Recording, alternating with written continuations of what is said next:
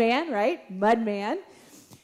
God knows that mud man should not be alone, so God creates rib woman, Eve. That's not her literal translation, but I always thought it was so funny that God creates Eve apparently out of one of the ribs of Adam. Little sidebar here, when my mother was trying to explain to me why Eve was created second, she would always say, well, Adam was just the rough draft. Anyway, one of the very first things that God says to Adam is this. God says, you may freely eat of every tree in the garden. You can eat of any tree in the garden, but there's this one, the tree of knowledge of good and evil. Don't eat from that tree, for in the day that you eat of it, you're going to die. Okay, clear enough, right?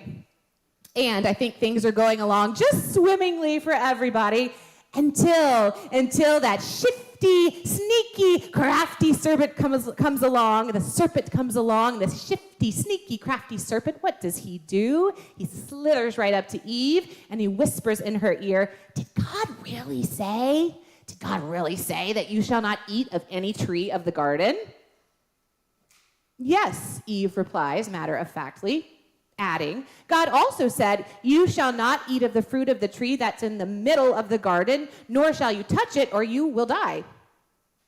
Well, that shifty, sneaky, crafty serpent is not ready to let it go. He slips up even closer to Eve, and he whispers in her ear, you will not die.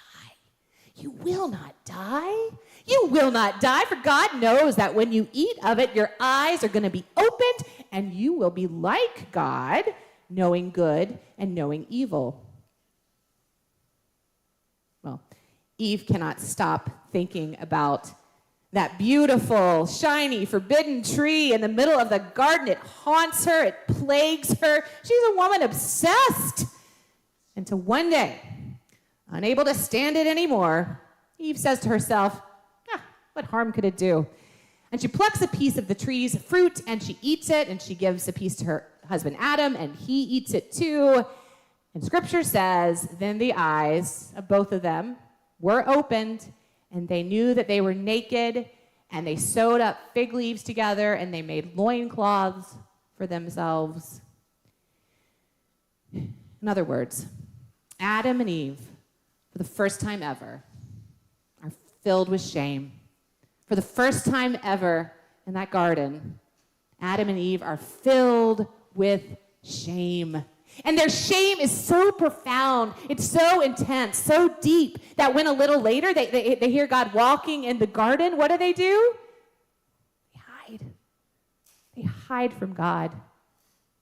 Such is their shame. Church, have you ever felt like that? Have you ever felt like that? So full of shame that all you want to do is hide, even hide from God? You ever been there? There's so many different ways that we do this, so many different ways that we try to hide. We can hide behind our busyness, right? We're just so busy all the time. That's a way of hiding, I think. It is for me, at least. We can hide behind our happy facade.